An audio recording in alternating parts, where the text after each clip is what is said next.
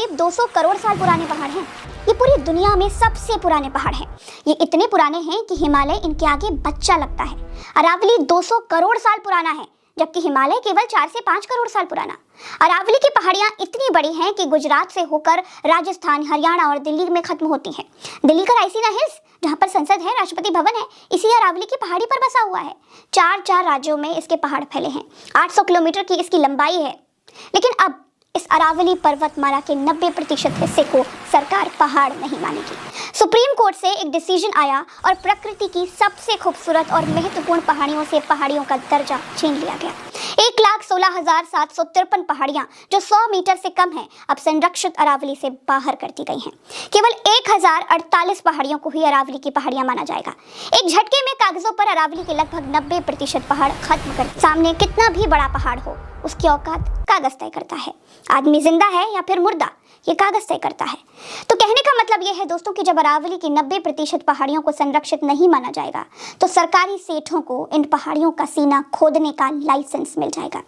अरावली के बारे में समझने से पहले एक बात जानना बेहद जरूरी है कि ये अरावली पर्वत आखिर बने कैसे। तो दोस्तों, आज से करीब 200 करोड़ साल पहले जब धरती की टेक्टोनिक प्लेटें खिसकी, तो प्राकृतिक उथल पुथल के कारण अरावली का निर्माण हो गया। दूसरी तरफ हिमालय 4 करोड़ साल पहले भारतीय प्लेट और यूरेशियन प्लेट की टक्कर से बना। इस टक्कर से तैथिस सागर की तलछट ऊपर उठ गई। रिजल्ट ये हुआ कि विशाल, ऊंचे और नोकीले फोल्ड माउंटेन बन गए, जिनका नाम हिमालय रखा गया। हिमालय और अरावली में अंतर यही है दोस्तों कि हिमालय के पहाड़ नोकीले होते हैं और अरावली की पहाड़ियां नोकीले नहीं हैं। बारे में आप भी जानना चाहते हैं दोस्तों। अरावली पर्वतमाला शुरू होती है गुजरात की इस पालनपुर जगह से। यहाँ पर देखिए, ये अरावली की पहाड़ियां हैं। इन पहाड़ियों के बीच में वाटरफॉल्स और छोटे छोटे पानी के स्रोतों की भरमार है। आज की तारीख में गुजरात में ही किशनगढ़ से भी अरावली पर्वतमाला दिखनी शुरू हो जाती है। मैं आपको आज की सैटेलाइट की तस्वीरें दिखाती हूँ। सैटेलाइट पर मौजूद इन तस्वीरों के जरिए अरावली को आज आपको दिखाते हैं, जिससे आप जान पाएंगे कि आज की तारीख में अरावली के पहाड़ आखिर कैसे दिखाई दे रहे हैं। भूल जाइए कोर्ट की बातें, भूल जाइए कागजों की बातें, भूल जाइए सरकार की बातें। खुद अपनी आंखों से देखिए कि कैसे दिखते हैं अरावली के पहाड़। ये देखिए, प्रॉपर हरे भरे पहाड़ हैं। इनकी सुंदरता देखते ही बनती है। यहाँ से आगे बढ़ेंगे तो आपको राजस्थान का फेमस माउंट आबू दिखाई दे जाएगा। माउंट आबू वही जगह है जहाँ पर अरावली पर्वत सबसे ऊंचा है। यहाँ पर एक चोटी है जिसका नाम है गुरु शिखर, जो अरावली पर्वतमाला की सबसे ऊंची चोटी मानी जाती है। यानी उसकी ऊंचाई 1727 मीटर है। ये माउंट आबू वाले जिले का नाम सिरोही है। इसको देखिए, अरावली के इस पर्वत के ऊपर कैसे पूरा का पूरा शहर बसा हुआ है। खेल के ग्राउंड वगैरह सब कुछ आप देख पा रहे होंगे, झील वगैरह सब कुछ दिख रहे हैं। देखिए जरा। अब हम माउंट आबू से धीरे धीरे राजस्थान के भीतर से दिल्ली की तरफ बढ़ेंगे। राजस्थान से दिल्ली तक की 800 किलोमीटर की अरावली पर्वत श्रृंखला को मैं आपको 1 मिनट में दिखाने वाली हूँ। आप देखिए, खुद देखिए ना। ये अरावली पर्वत श्रृंखला गुजरात से शुरू होकर राजस्थान के बड़े हिस्से को कवर करती है। इसके बाद हरियाणा में एंटर करती है और हरियाणा से दिल्ली में दाखिल हो जाती है। दिल्ली में रायसीना हिल्स का ये इलाका राष्ट्रपति भवन, संसद भवन और नॉर्थ ब्लॉक, साउथ ब्लॉक जैसी महत्वपूर्ण सरकारी इमारतें यहाँ पर बनी हुई हैं। ये इसी अरावली पर्वत पर बसे हुए हैं। देखिए, राष्ट्रपति भवन अरावली पर्वत के टीले पर ही तो बना है। जब आप यहाँ से खड़े होकर इंडिया गेट को देखते हैं तो देखिए, इंडिया गेट नीचे नजर आता है।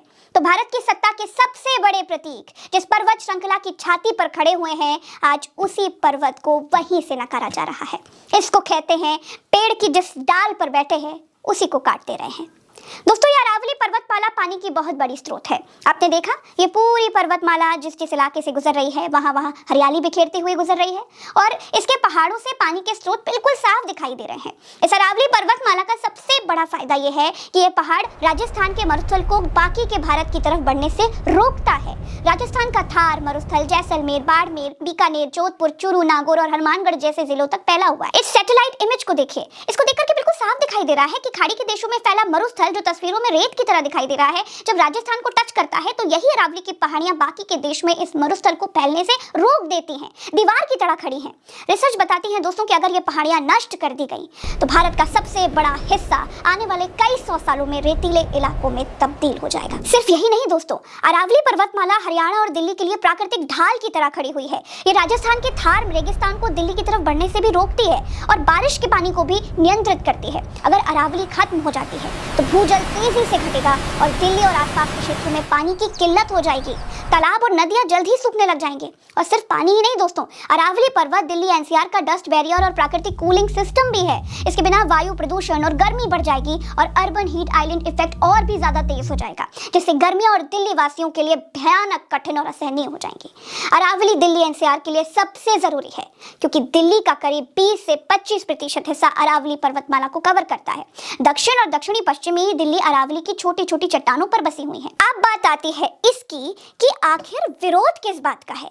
तो दोस्तों, सुप्रीम कोर्ट ने केंद्र सरकार के उस प्रस्ताव को माना है जिसमें यह कहा गया है कि वो पर्वत जो 100 मीटर से ऊपर हैं उन्हें ही अरावली पर्वत का हिस्सा माना जाएगा। तो प्लान सरकार का है। अरावली को खत्म करने की मंशा सरकार की दिखाई दे रही है। जो खनन अब तक अवैध होते थे उनको अब वैधता दे दी जाएगी, वरना सरकार को यह सब करने की क्या जरूरत। अब लोग कह रहे हैं कि सरकार के पास तो खोदने वाले दोस्त भी बहुत हैं। अरावली के 35% हिस्से को नुकसान पहले ही पहुंचाया जा चुका है। अवैध माइनिंग पहले से चल रही है। सरकार ने सिर्फ इसको वैध करने का एक रास्ता खोल दिया है। सीईसी की रिपोर्ट के मुताबिक 2018 तक राजस्थान में अरावली 25% नष्ट की जा चुकी है। तो अब इस नए नियम के लागू होने के बाद से अरावली का करीब 90% हिस्सा मूल पर्वतमाला का हिस्सा नहीं माना जाएगा। कांग्रेस कहती है कि हम सब जानते हैं कि इस नियम का फायदा नरेंद्र मोदी के दोस्तों को मिलेगा। पहले भी बिहार, छत्तीसगढ़ और मध्य प्रदेश में अडानी के लिए नियमों को ताक पर रखकर जल, जंगल, जमीन बर्बाद कर दिए गए हैं। मोदी अपने दोस्त को फायदा पहुंचाने के लिए सारी हदें पार कर रहे हैं। केंद्रीय पर्यावरण मंत्री भूपेंद्र यादव ने कहा है कि अरावली पर भ्रम फैलाया जा रहा है। दोस्तों, अब अरावली की नई परिभाषा से अधिकार सरकारों को मिल गए हैं। ये चिंता बढ़ गई है कि जो सरकार अपने मित्रों को 1 रुपए सालाना में जमीन दे सकते हैं वो अरावली के पर्वत किनको तोहफे में देगी। सवाल बहुत सारे हैं, सवाल लाजमी भी हैं, लेकिन हर कोई इसी मुहिम के साथ है।